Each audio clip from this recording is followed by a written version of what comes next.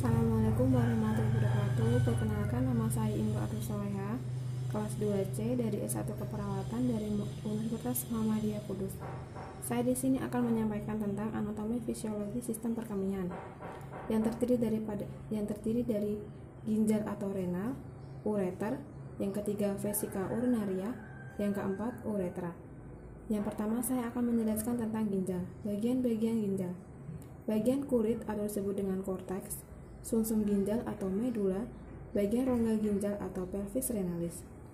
Yang pertama adalah ginjal. Organ terbentuk kacang seperti kacang terletak di kedua sisi kolumna vertebra T12 sampai L3.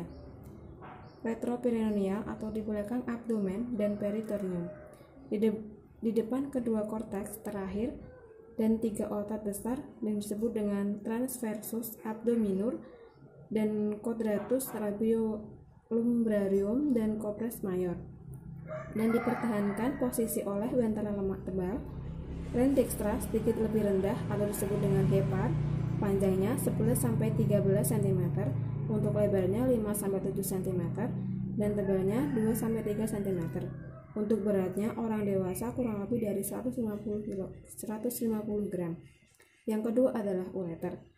Ureter adalah tabung atau saluran yang menghubungkan ginjal atau kantung kemih. Ureter merupakan lanjutan pelvis renis menuju distal yang bermuara pada vesika urinaria, yang panjangnya antara 25-30 cm. Persyarafan ureter T11 sampai L2 melalui neuron simpasis. Lapisan pada ureter. Lapisan dinding ureter terdiri dari dinding luar jaringan ikat atau disebut dengan jaringan fibrosa, lapisan tengah otot polos, lapisan sebelah dalam lapisan mukosa,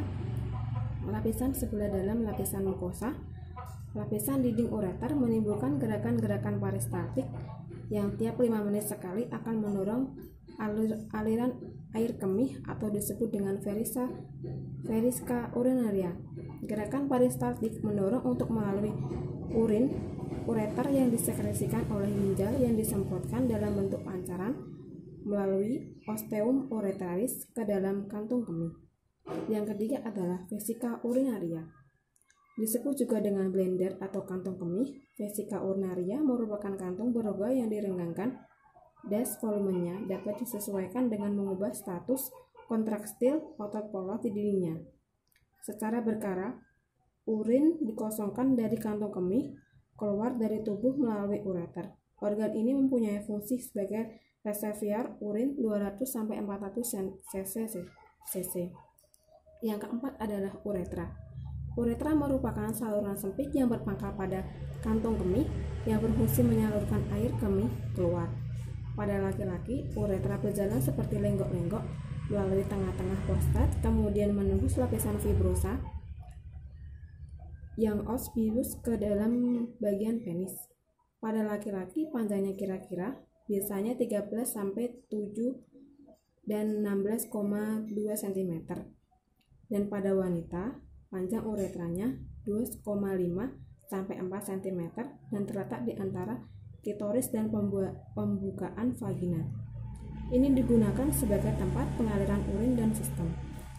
Sekian penjelasan dari saya. Wassalamualaikum warahmatullahi wabarakatuh. Terima kasih.